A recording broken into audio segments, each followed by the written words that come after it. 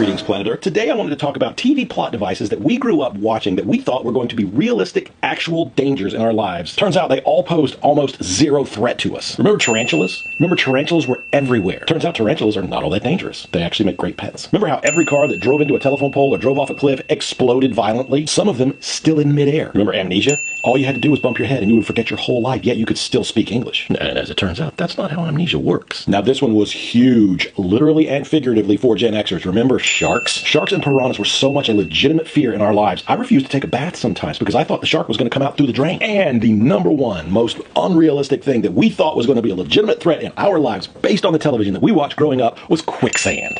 From Blazing Saddles, Lost in Space, there's quicksand in space. Gilligan's Island, Dallas, the Dukes of Hazzard, there was quicksand everywhere. But never once have I been in any environment where I had to worry about liquefied sand swallowing me whole. Now, if you'll excuse me, it's time for me to go feed an entire leg of lamb to my school of piranha fish.